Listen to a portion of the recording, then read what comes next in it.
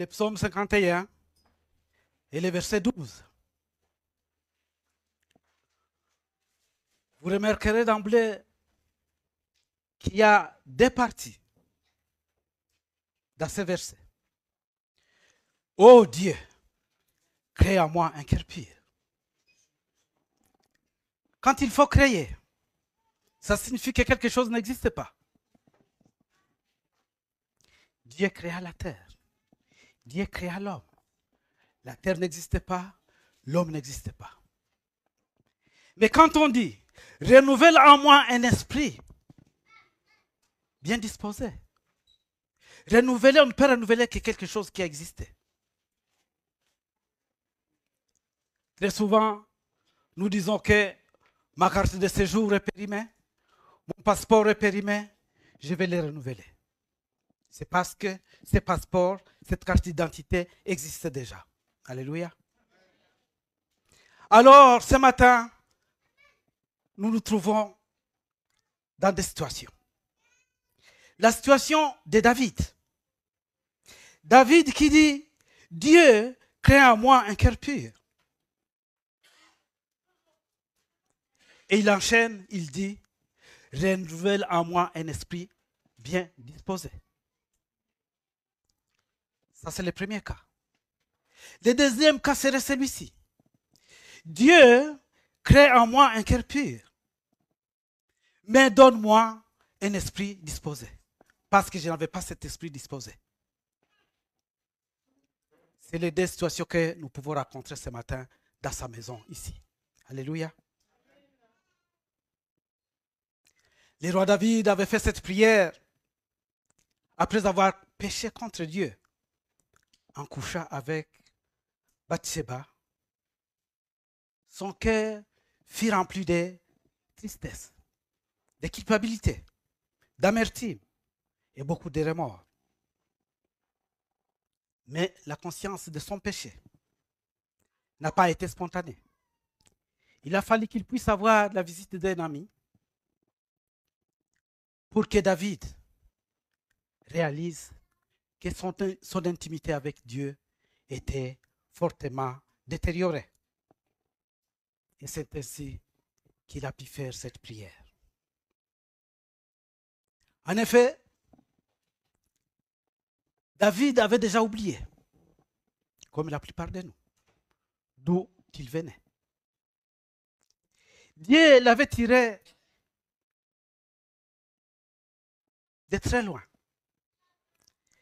David n'a pas été fils ou héritier d'un roi pour prétendre à être roi. Il n'avait aucun droit légitime au trône d'Israël. Il a débuté comme un berger. David n'était qu'un berger avec un cœur d'adorateur. Il était un berger avec un cœur d'adorateur. Assis dans les champs, regardant paître les troupeaux, il jouait à la harpe. Il était là, tout seul, dans la prairie, avec son bétail. Loua Dieu de tout son cœur. Loin de tout regard humain. Alors que nous, dans nos assemblées, nous rivalisons des ailes pour louer, pour adorer. Comme tout bon pharisien qui se respecte. Nous ne louons pas Dieu, nous n'adorons pas Dieu d'une manière sincère. Nous le faisons parfois pour que celui qui est à côté de nous puisse remarquer que nous savons louer, nous savons chanter, quelque chose comme ça. Nous sommes animés par un autre esprit. Nous n'avons pas un esprit bien disposé à honorer notre Dieu.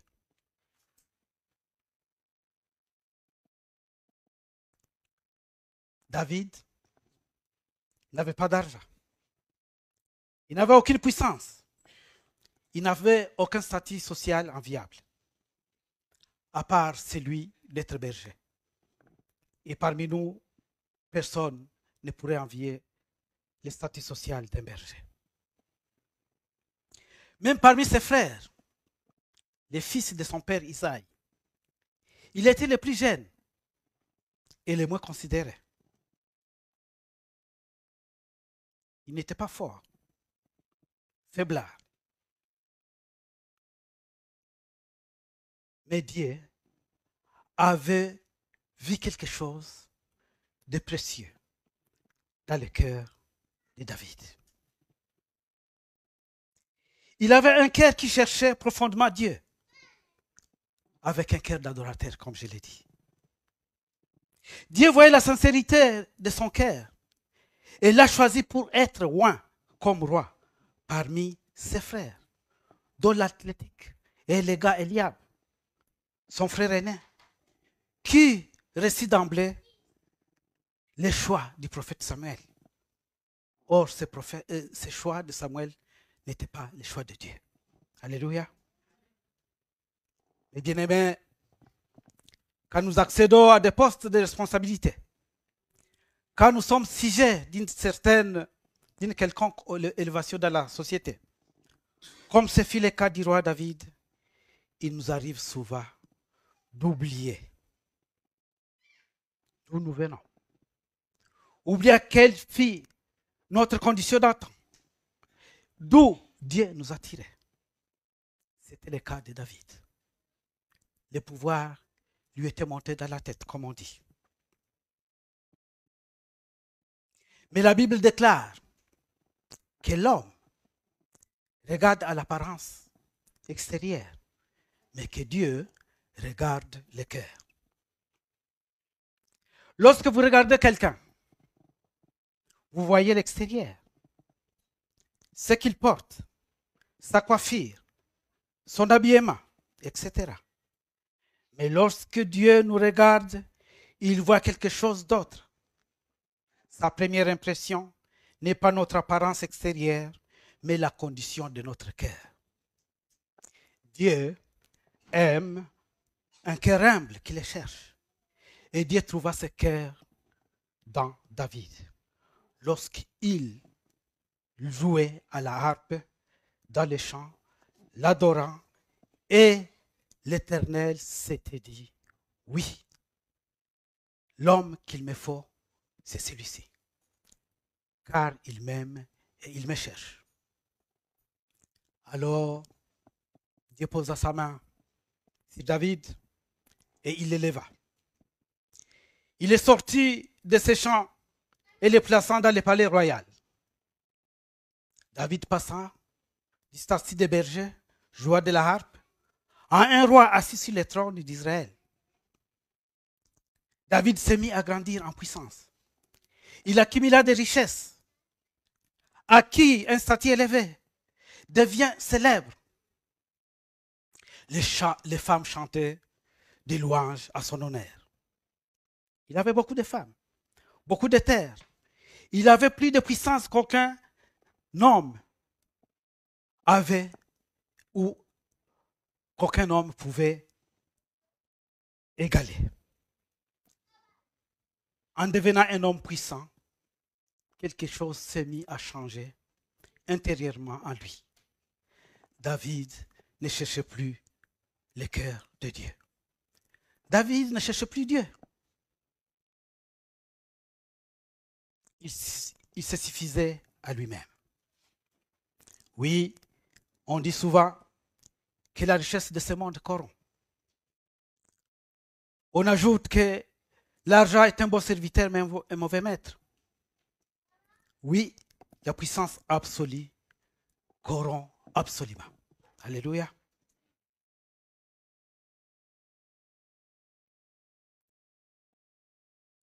Cette corruption s'est mise doucement à s'installer dans le cœur de David.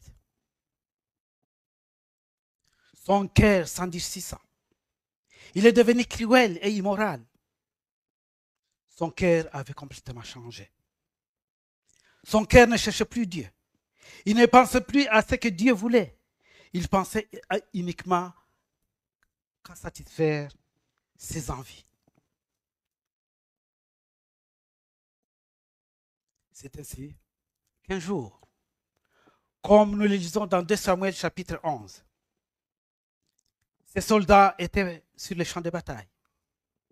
Et du toit de son palais, David regardant vers les bas et vit dans la parcelle voisine une jolie femme qui prenait un bain.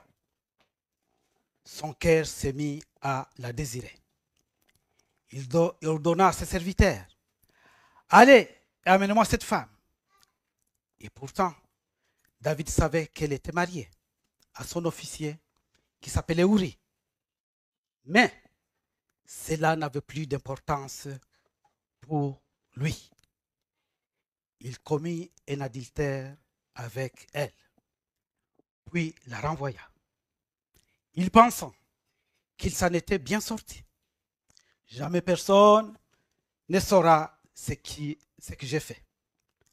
Car le mari de Bathsheba combattait avec ses troupes sur le front de bataille. Détrompons-nous, mes bien-aimés. Parfois, nous pensons que Dieu ne voit pas ce que nous faisons ou ce que nous avons fait. Mais comprenez une chose. C'est même Dieu qui vit le cœur de David lorsqu'il joua la harpe dans les champs. Et c'est ce même Dieu qui vit son cœur là, dans le palais royal. Bien que David soit devenu puissant et imposant extérieurement, Dieu ne regardait que son cœur. Ainsi, arriva une mauvaise nouvelle qui sonna comme un éclat de tonnerre dans la tête de David. Ça, c'est au verset 5. Je suis enceinte. Bathsheba fait dire à David. Et pour couvrir ses péchés, pour couvrir son forfait, David commit un autre. Il fit mourir Uri, le mari de Bathsheba, sur le front. Alors, ce jeune homme qui jouait de la harpe et adorait Dieu est devenu un roi adultère, au cœur endurci, un meurtrier. Et ceci affligea notre Dieu. C'est pourquoi, dans son amour immense, Dieu qui nous aime, c'est pourquoi dans 2 Samuel chapitre 12 verset 1, il est écrit, Dieu envoya Nathan vers David, qui vint lui dire,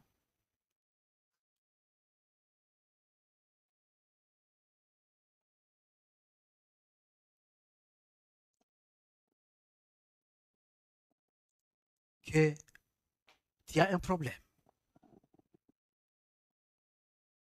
Alors que David, quand Nathan a frappé à la porte, il était tout content de recevoir un vieil ami. Chaleureux, il approche de la maison et lui demande quel honneur me vaut ta visite d'aujourd'hui. Nathan lui répond, mon cher roi, je suis ici pour les affaires. Quelque chose s'est passé dans ton royaume et tu dois l'apprendre. Laisse-moi te raconter l'histoire. Et David dit, je suis tout oui. Je t'écoute. Parle. Alors, Nathan commence à raconter l'histoire. Il y avait des hommes dans ton royaume. L'un riche, l'autre très pauvre. L'homme riche avait de grands troupeaux, des vaches et des moutons, des ânes, des milliers d'animaux. L'homme pauvre avait seulement un petit agneau, un jeune agneau. David, cet homme pauvre, aimait beaucoup cet agneau, tellement qu'il le traitait comme son propre enfant. Il vivait avec lui dans la maison, comme dormait à côté de lui dans son lit. Il lui avait même donné un nom. C'est son ami. Mais un jour, cet homme riche fit une fête Il devait nourrir beaucoup d'invités. Alors il dit à son serviteur, va chez mon voisin, prends son petit agneau, tue-le, cuisine-le et sers-le à mes invités. Voilà ce qu'est devenu David. Un roi avec des richesses immenses. Il avait tout. Rien ne lui manquait. Mais il a lorgné. Il a envié les petits agneaux de son voisin jusqu'au point de demander qu'on l'amène et qu'il puisse les servir à ses invités. Lorsque David entendit cette histoire, la colère monta en lui. Il sentit ses oreilles siffler, devenir chaudes. Son cou se raidit et s'est mis à les démanger. Il dit, c'est David qui parlait à Nathan, Nathan, qui est cet homme? Dis-moi son nom. Je vais le pendre au plus haut des arbres. Vous vous souviendrez qu'il y a 2 semaines, le diacre Maurice nous parlait de ce monsieur qui voulait pendre Mardochée. Aman, il jubilait qu'aujourd'hui j'aurai ta peau. Mais ici, David, ayant appris cette histoire de cet homme qui a été injuste, il dit, dis-moi son nom. Je vais le pendre au plus haut des arbres de ce royaume. Comme ça, il servira de leçon à tout le monde. Ah, ce qu'il ne savait pas. Le prophète lui dit, cet homme, c'est toi. Quoi? Cet homme, c'est toi.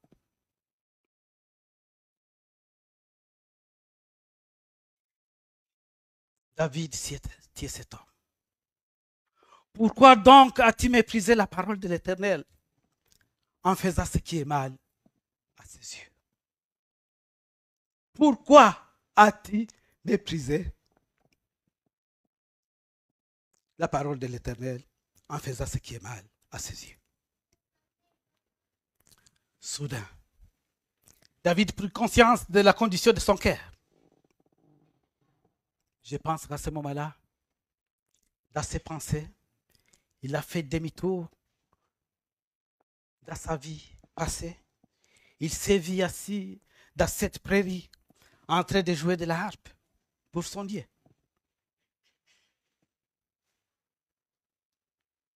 En train d'adorer de tout son cœur Dieu. Avec pureté, simplicité, avec humilité. Oui, à cet instant, David réalisa ce qu'il était devenu. Une personne différente et ignoble. Il avait changé.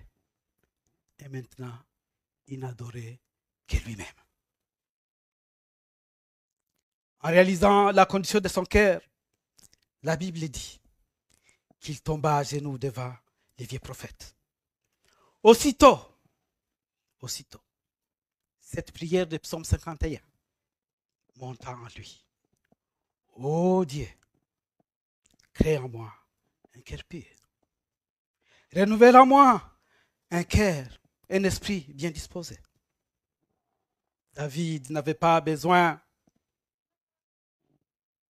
d'un cœur réparé.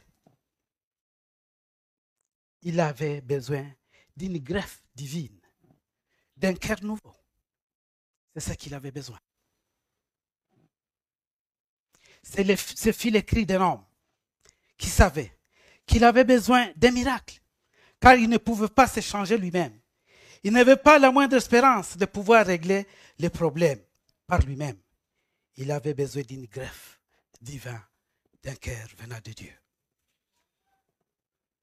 David ne demande pas à Dieu de laver son cœur, de le purifier ou de le transformer à l'extrême.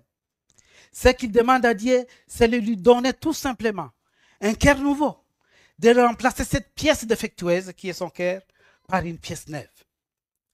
C'est pourquoi David insiste et dit, Dieu, crée en moi un cœur pur. Renouvelle en moi un esprit bien disposé. Pas pour faire du mal, mais pour t'honorer, toi seul. Renouvelle en moi ton esprit bien disposé pour que les ténèbres fassent place à ta lumière. Alléluia. Oh, l'image qui me vient à l'esprit, quand on parle des ténèbres, c'est lors de la création. En Genèse chapitre 1, verset 1 à 3. Nous lisons que la terre était informe et vide, et qu'il y avait des ténèbres à la surface de l'abîme. Les chaos et les désordres régnaient. Mais l'Esprit de Dieu se mouvait au-dessus de cet abîme. Et puis, soudain, il se passa quelque chose d'étrange. Dieu dit, que la lumière soit. Alléluia. Et la puissance de Dieu pénétra dans la lumière, dans les ténèbres. La parole de Dieu, cette épée à double tranchant, transperçant les chaos, et un miracle se produisit. Les ténèbres se transformèrent en lumière, les chaos en ordre, tout cela en seul instant sur la parole créatrice de Dieu. Oui, en Jean chapitre 1, versets 1 à 4, on nous dit, au commencement était la parole, et la parole était avec Dieu, et la parole était Dieu. Et un peu plus loin, rien de ce qui a été fait n'a été fait sans elle. Rien de ce qui a été fait n'a été fait sans elle. En elle était la vie. Et la vie était la lumière du monde. Si ton cœur, mon frère, ma soeur, est dans le chaos complet en ce moment, si ton cœur est rempli de ténèbres, Dieu veut parler à ces ténèbres. Pas seulement des paroles jetées en l'air, mais il t'envoie un homme, son fils Jésus, comme ta lumière personnelle et la lumière du monde aussi. Cher ami, si ton cœur est sombre, si tu as besoin de Jésus, si tu vis un joug quelconque, esclavage de la pornographie, de la toxicomanie, de l'alcoolisme, esclave de la colère, bref, si tu es lié, si tu as besoin de, si tu es lié, tu as besoin de Jésus. Si tu souffres moralement ou physiquement de maladies ou d'inquiétudes, tu as besoin de Jésus.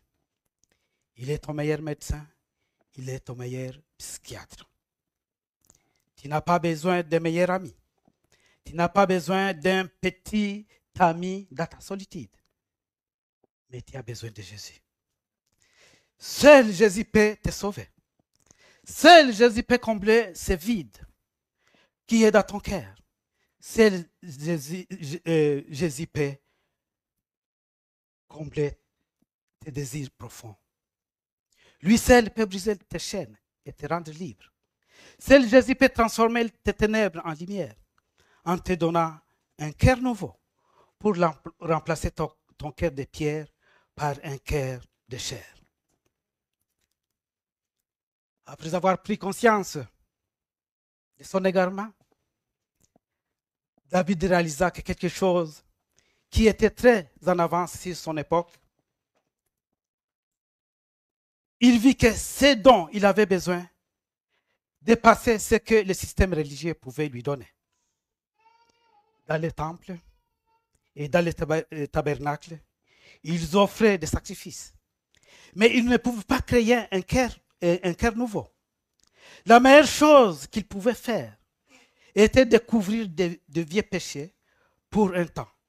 Mais chaque année, ces sacrifices devaient être offerts à nouveau et encore et encore. Oui, c'est le sang de Jésus qui a été versé sur la croix. Nous a rachetés une fois pour toutes. Alléluia. Seul Jésus peut transformer des ténèbres en lumière, te donnant un cœur illuminé à la place de ton cœur brisé, désespéré et plongé dans un noir absolu. Vous savez, mes bien-aimés, dans une région, quand il y a eu un fort tremblement de terre, et que ce tremblement de terre a tout détruit, on remarque quelques jours après que sur la façade, sur le mur des maisons, on y a mis une grosse croix peinte en rouge. Pourquoi? Parce que les autorités de la ville sont passées par là. Ils ont inspecté les maisons et ils ont trouvé que cette maison n'est plus habitable. On met une croix là-dessus. Que signifie cette croix? Cette croix signifie tout simplement que cette maison doit être démolie. Et c'est ça ce que sont devenus nos cœurs. C'est ça ce qu'est devenu le cœur de l'homme lors de ce tremblement qui s'est passé dans les jardins d'Éden.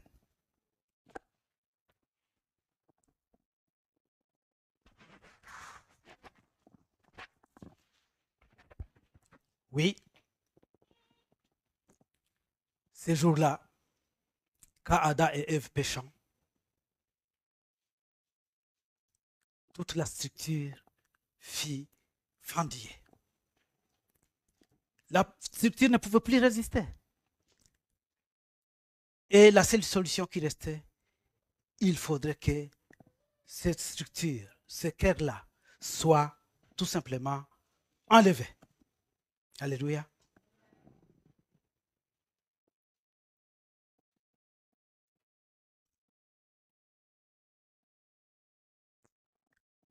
Nos cœurs sont devenus irréparables. Et Dieu nous dit tout simplement, ce qui reste, c'est que je vais vous donner mon cœur. Je vais vous donner mon cœur. Et le cœur de Dieu, nous l'avons en Jésus-Christ, son Fils. Alléluia. Oui, voilà pourquoi Jésus est venu mourir sur la croix. Pas seulement pour nous sortir de l'enfer, pas uniquement pour nous amener au ciel, mais pour mettre le ciel en nous, pour nous changer du tout en tout, pour nous donner un cœur comme le sien. C'est pourquoi le type de cœur que Dieu cherche doit être semblable à celui de notre Seigneur Jésus-Christ. Dieu regarde avant tout à notre cœur. Comme dans 1 Samuel plutôt, chapitre 16, verset 7. Et l'Éternel dit à Samuel, ne prends point garde de son apparence et à la hauteur de sa taille, car je l'ai rejeté. L'Éternel ne considère pas ce que l'homme considère. L'homme regarde à ce qui frappe les yeux, mais l'Éternel regarde le cœur. Et n'oublions jamais que Dieu ne regarde pas l'apparence extérieure. Il ne regarde ni votre charisme, ni votre physique, ni vos talents, mais il regarde votre cœur, qui est la source de vos désirs et de vos motivations. Dieu cherche avant tout un cœur pur qui lui soit agréable. Mais alors, quel est l'état de votre cœur ce matin? Je te prie de faire cette prière de David. Oh Dieu, crée en moi un cœur pur et renouvelle en moi un esprit bien disposé. Dans les Actes des Apôtres, chapitre 13, verset 21 à 32, il est écrit, Israël demanda alors un roi, et Dieu leur donna pendant 40 ans Saoul. Puis Dieu les a rejetés, il leur suscita pour roi David, auquel il a rendu ce témoignage. J'ai trouvé David, fils d'Isaïe, comme homme selon mon cœur, et c'est lui qui accomplira toutes mes volontés. Est-ce que nous sommes prêts à accomplir toutes les volontés de notre Seigneur? C'est pour ça qu'il nous a choisis. Il nous a appelés pour accomplir sa volonté. Il nous a choisis pour marcher dans ses pas. Qu'avait-il de spécial, David? Cet homme selon le cœur de Dieu. Dieu trouvait en David un homme qui avait un cœur qui lui correspondait. C'est pourquoi il l'a choisi pour l'établir roi sur Israël.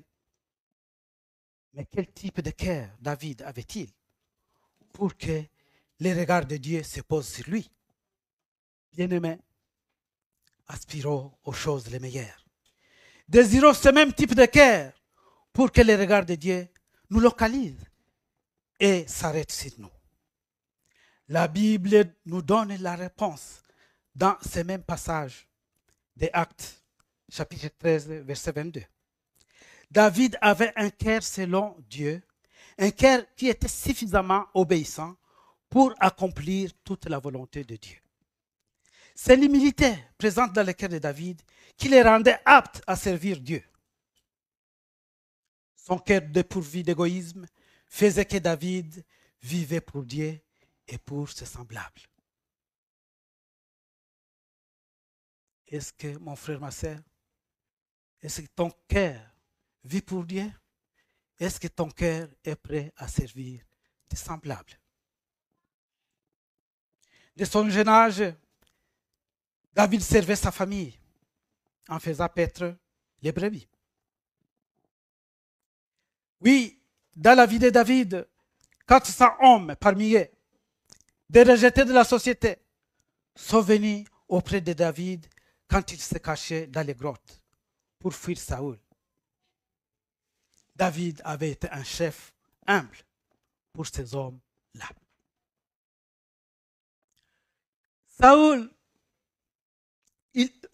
David servait le roi Saoul, même quand Saoul voulait le tuer. Lui, David, désirait le bien de son roi Saoul. Quand il est mort, à la mort de Saoul, la Bible nous dit que David a pleuré. Pleurer pour un homme qui voulait te tuer. Ça n'arrive pas souvent, mais c'est ce que Dieu nous demande. Alléluia. D'aimer nos ennemis. David aimait et servait les autres. Oui. Comme Joseph, le fils de Jacob. Oui, comme notre Seigneur Jésus. On nous dit que Jésus allait de lieu en lieu, faisant du bien. Et nous, comme disciples, comme imitateurs de notre Seigneur Jésus-Christ, nous sommes appelés à aller de lieu en lieu en faisant du bien. Alléluia. Un cœur humble est un cœur d'intercesseur. Un cœur qui s'oublie lui-même pour servir Dieu dans la prière. Dieu cherche les intercesseurs qui se tiennent à la brèche pour prier pour les autres, mais il a du mal à les trouver. Lorsque vous priez, 99% de votre temps, vous les passez sur vos propres besoins. Moi, ma famille, mes projets, mes besoins, mes finances, mon ministère. Et seul 1% du temps pour les autres. Interroge-toi de l'état de ton âme. Interroge-toi de l'état de ton âme. C'est pourquoi Ézéchiel chapitre 22, verset 30 nous dit, je cherche parmi eux un homme qui élève un mur, qui se tienne à la brèche devant moi en faveur du pays, afin que je ne le détruise pas, mais je n'en trouve point. Excusez-moi, je vais reprendre. Je cherche parmi eux un homme qui élève un mur, qui se tienne à la brèche devant moi en faveur du pays, afin que je ne le détruise pas, mais que je n'en trouve pas. Je n'en trouve pas. Excusez-moi. Les regards de notre Seigneur, les regards de notre Dieu, a pu regarder parmi ceux qui prétendent être des enfants de Dieu. Il a cherché de trouver une seule personne qui pouvait se tenir devant le mur. Oui, devant cette brèche fendue dans le mur, pour qu'il puisse intercéder pour les autres, pour les pays, pour qu'elle ne puisse pas détruire ses semblables. Oh, la seule personne qu'il a trouvée, c'était son fils, Jésus. Alléluia. Il est le seul dans le ciel qui a accepté de laisser la couronne, le trône et de descendre, mourir sur la croix à Golgotha. Un cœur humble est un cœur qui rend, qui sera disponible pour servir les autres. Oui, à l'image de la prophétesse Anne, dont nous parle Luc chapitre 2, verset 36. On nous dit que Anne, elle ne quitte pas le temple, car elle servait Dieu nuit et jour dans le jeûne et dans la prière.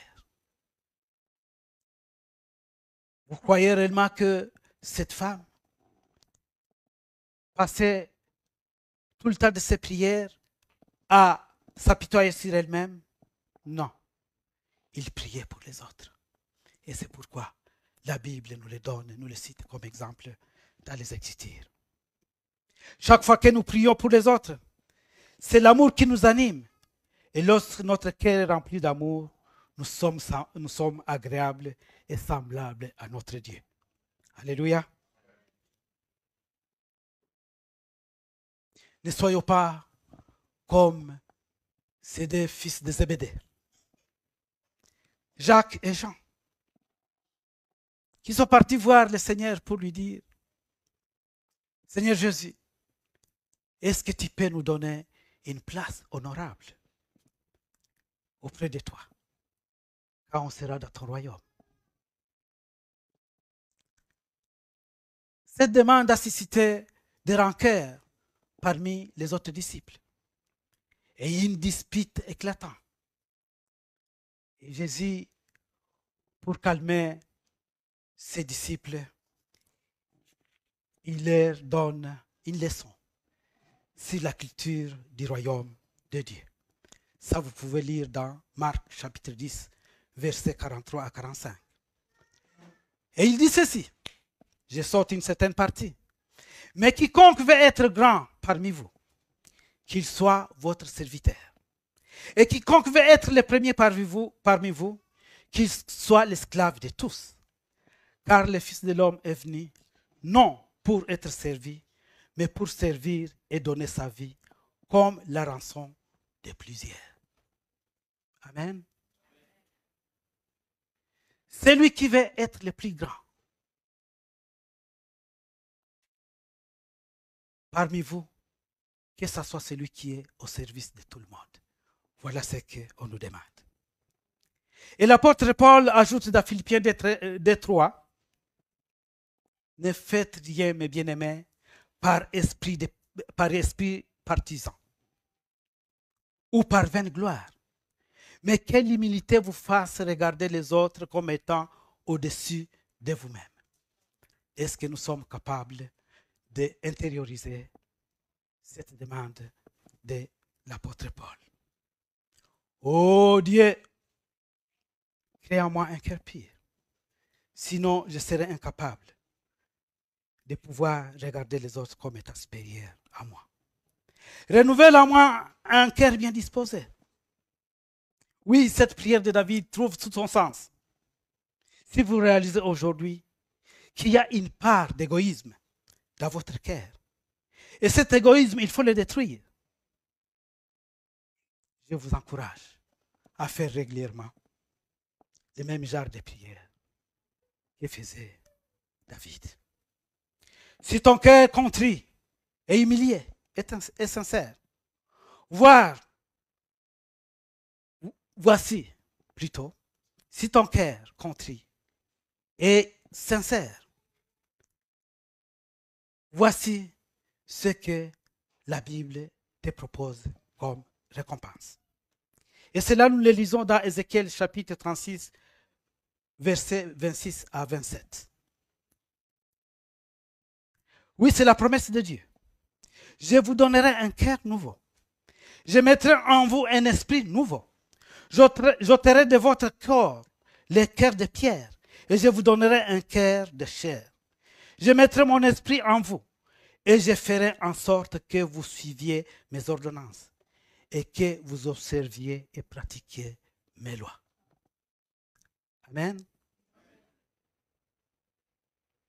Si ton cœur est contrit et humilié, si ton cœur est sincère avec Dieu, voilà ce que Dieu fera de nous. Il va enlever notre cœur de pierre et les remplacer avec un cœur de chair. Alléluia. Dieu crée en moi un cœur pur. Enlève cette pourriture, Seigneur, et mets ta gloire à la place. Je vais te...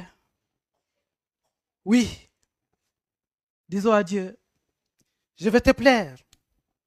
Et je vais ce cœur qui t'est agréable, rempli d'humilité et d'amour pour toi et pour mes semblables. Dieu, ne me rejette pas loin de ta face. Ne me retire pas ton Esprit Saint. Rends-moi la joie de ton salut et qu'un esprit de bonne volonté me soutienne. Voilà ce que nous dit le psaume chapitre 51, versets 12 à 14. Ne me rejette pas loin de ta face. Ne me retire pas ton Esprit Saint. Rends-moi la joie de ton salut et qu'un esprit de bonne volonté me soutienne. Alléluia. Tout au long de ce psaume, David prie avec ferveur pour être pardonné, pour être purifié, afin de retrouver sa communion et son intimité avec Dieu. Ô Dieu, aie pitié de moi dans ta bonté. Selon ta grande miséricorde, efface mes transgressions. Lave-moi complètement de mon iniquité et purifie-moi de mon péché. Car je reconnais mes transgressions et mon péché est constamment devant moi. J'ai péché contre toi seul et j'ai fait ce qui est mal à tes yeux, en sorte que tu sois juste dans ta sentence, sans reproche dans ton jugement. Je l'ai accepté, le Seigneur. Alléluia.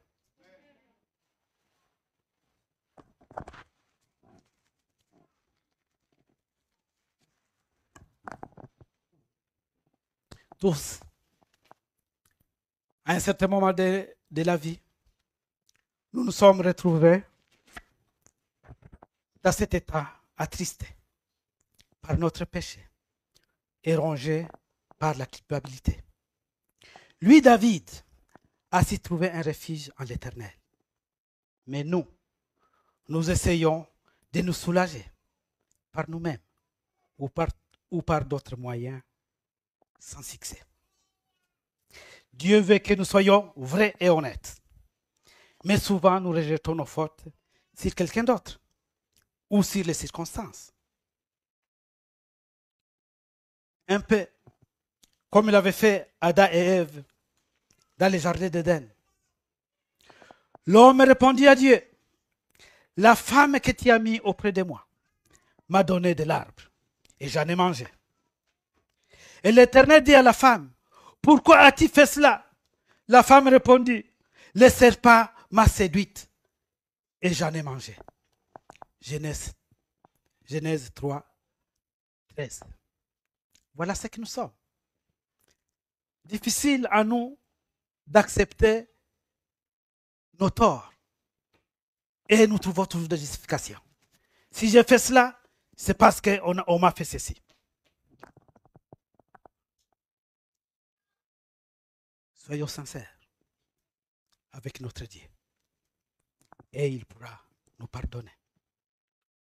Mais en vérité, il n'y a qu'une seule solution dans notre condition de pécheur.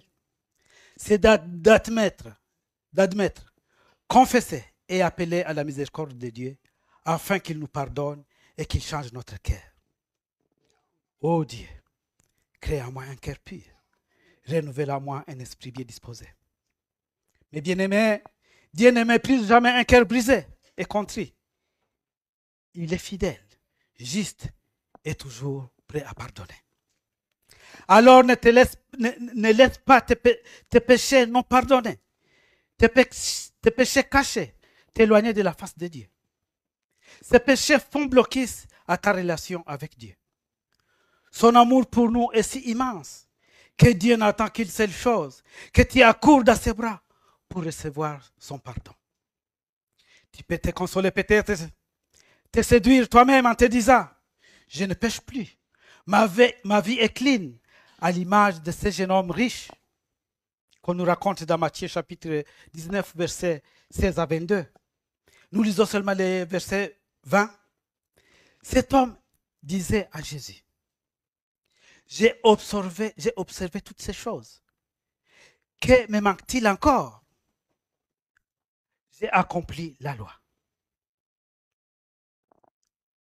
Cet homme riche, il vient voir Jésus. Que dois-je faire pour hériter le royaume des cieux? Dieu lui dit, observe la loi de Moïse. Le jeune homme lui dit, tout ça, je sais faire. Alors, qu'est-ce qui me manque? Et c'est là où Jésus lui dit, va, tu vas vendre tout ce que tu as et tu vas distribuer aux pauvres. Il était prêt à aimer Dieu, qui ne voit pas. Mais il lui était difficile de partager sa richesse avec ses semblables qui étaient dans la souffrance. Voilà ce que nous sommes. Tu peux t'estimer heureux de t'être débarrassé du gros des péchés, l'adultère, tuer, voler et de faire de faux témoignages, etc. Mais qu'en est-il de nos petits péchés mignons dont nous sommes parfois inconscients? Les manques de pardon, les manques de foi, les manques d'amour, l'infidélité, l'injustice, la tricherie, la grossièreté, la médisance, le dédain, l'insoumission, la malhonnêteté, la cupidité, l'égoïsme et encore les doutes, etc. Oui, on nous dit, mes bien-aimés, de faire attention à ces petites choses, car elles sont comme des petits renards qui ravagent un champ. Un éléphant qui passe dans un champ, oui, pourra ravager juste une partie, là où il passe. Mais quand vous avez plusieurs petits renards qui envahissent un champ, tu vas pleurer parce que tu trouveras que tout ton champ est par terre. Et effectivement, nos petits péchés, nos péchés cachés, jouent ce rôle dans nos vies. C'est pourquoi, oui, tu as abandonné l'adultère, les mensonges, tu ne peux pas tuer, tu ne mens pas, etc., etc. Oui, mais ce regard méprisant que tu as envers ton frère, envers ta sœur, ce manque de pardon, cela peut te priver d'entrer au ciel.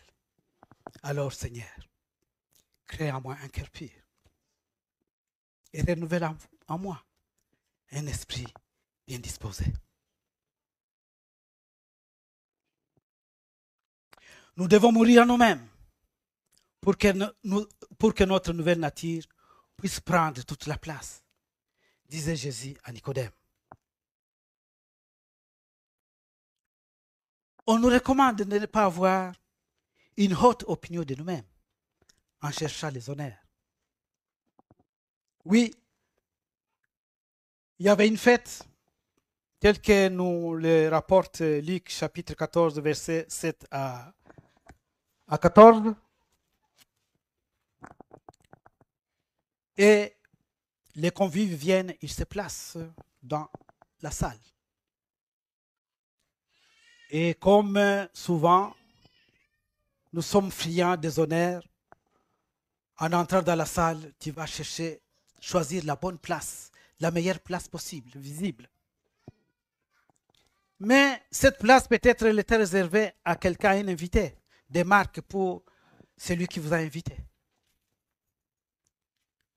Quelle serait ta honte si on venait te demander, mon frère, lève-toi, ce n'est pas ta place, va te mettre derrière cette place est réservée à telle personne. N'ayons pas une haute opinion de nous-mêmes. Soyons humbles. Soyons un peu effacés. C'est ce qu'on veut nous dire. Bannissons l'orgueil dans nous. Ne cherchons pas à montrer que nous sommes supérieurs aux autres. Quand on nous fait une reproche, acceptons avec humilité cette reproche, même si c'est un petit enfant qui te le dit.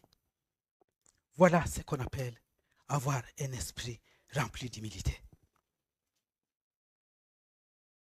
Oui, nous avons été témoins d'innombrables miracles étonnants. Des paralytiques qui marchent, des aveugles dont les yeux s'ouvrent et voient. Mais le plus grand miracle, mes bien-aimés, c'est le miracle du salut. Oui, le miracle du salut a fait de nous, on nous a pris de l'état mort pour nous donner la vie. Alléluia. Nous sommes passés de la mort à la vie. Quel miracle. Et ces miracles-là, aujourd'hui, ça fait bouger la terre. Un mort qui est ressuscité, c'est pas souvent qu'on le voit. Mais, mon frère et ma sœur, nous étions morts. Et nous voilà. Nous sommes vivants. C'est le plus grand miracle. Alléluia. N'allons pas les chercher dans les hôpitaux ou dans les morgues pour voir quelqu'un qui sera ressuscité. Nous sommes déjà des exemples, des témoignages vivants de celui qui est passé de la mort à la vie.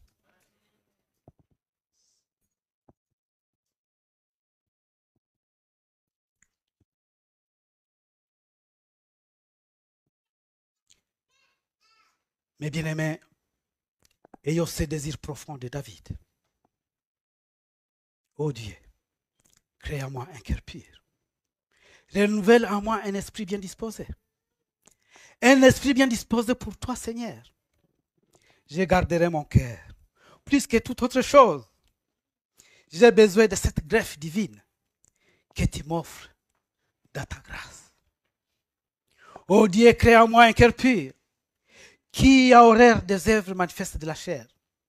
L'impudicité, l'impureté, la dissolution, l'idolâtrie, la magie, les inimitiés, les querelles, les jalousies, les animosités, les disputes, les divisions, les sectes, l'envie, l'ivrognerie, les excès de table et toutes les choses qui sont semblables à cela. Oui, Galates 5, 19, verset 26 nous dit, ceux qui commettent ces choses, ceux qui commettent de telles choses n'hériteront point le royaume de Dieu. Ô Dieu, renouvelle en moi un esprit bien disposé pour que je sois pour toi un messager d'amour, de joie et de paix. Ô Dieu, renouvelle en moi un esprit bien disposé pour être un homme plein de patience, de bonté, de bénignité, de fidélité, de douceur, de tempérance. Ô Dieu, donne-moi un cœur pur pour te suivre comme un vrai disciple de Christ et à crucifier la chair avec ses passions. Ô Dieu, crée en moi un cœur pur. Renouvelle en moi un esprit bien disposé pour vivre à la lumière de ton esprit. Au nom puissant de notre Seigneur Jésus-Christ, nous disons Amen.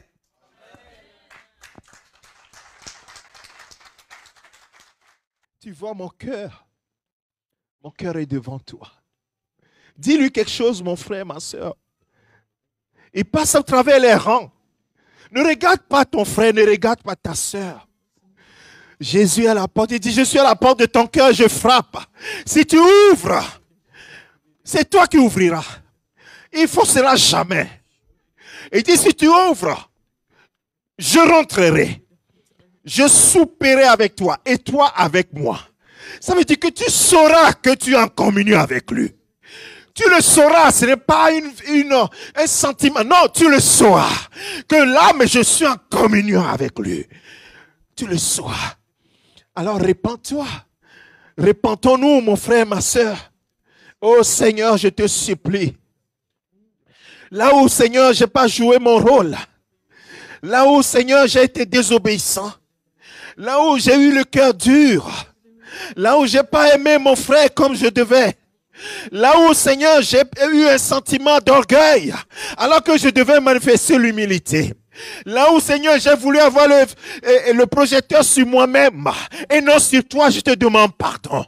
Seigneur, ce matin, ce n'est pas, ne me vois pas, je ne veux pas que les gens me voient. Je ne veux pas que les gens aient un sentiment, oh, je veux plaire au cœur du pasteur. Moi, je ne suis rien, Seigneur. Papa, qu'il puisse te plaire, que nous puissions te plaire tous ensemble, que tu nous donnes un cœur pur, un nouveau cœur et un esprit bien disposé, Seigneur. C'est ce que tu veux de nous. Dans cette assemblée, tu veux faire de nous, oh Seigneur, un peuple qui te cherche, un vaillant peuple pour toi, des cœurs ouverts, des cœurs droits devant toi, des gens honnêtes, des gens fidèles, des gens qui sont sincères. Oh Seigneur, je te supplie. À qui irions-nous? Seigneur, nous étions malheureux dans le monde. Nous étions malheureux et toi, tu nous as rapprochés pour que nous puissions boire à ton eau. Seigneur, ce matin, donne-nous un cœur pur. Un cœur nouveau, Seigneur. C'est toi qui l'as dit, pas Ézéchiel. Tu ne peux pas mentir, Seigneur. Je vous donnerai un cœur nouveau. Je vous donnerai un cœur nouveau. Alors le Seigneur veut te donner, mon frère, ma soeur, un cœur nouveau. Pas un cœur amélioré, non, un cœur nouveau. Oh Seigneur, me voici devant toi. Donne-moi un cœur nouveau. Seigneur, si mon cœur, Seigneur, n'est pas bon devant toi, je ne veux pas un cœur amélioré, mais je veux un nouveau cœur. Un cœur de chair, Seigneur. Un cœur humble. Un cœur malléable dans ta main. Un cœur, Seigneur, soumis. Un cœur humble devant toi. Un cœur qui ne cherche pas son propre intérêt, mais un cœur qui cherche ton intérêt, Seigneur. Un cœur qui n'est pas orgueilleux, mais un cœur, Seigneur, humble. Un cœur qui te veut, Seigneur. L'apôtre Paul dit, je t'ai cherché. Je cherche à le toucher. Je cours pour tâcher de le saisir, comme lui m'a saisi. Seigneur, ce matin, nous voulons te saisir comme toi tu nous as saisis. Le cœur de mon frère est devant toi, le cœur de ma soeur est devant toi. C'est toi qui nous lave par ton eau pure. Et c'est par cette parole qui est sortie ce matin, c'est cette eau pure qui lave nos vies, Seigneur. Alléluia.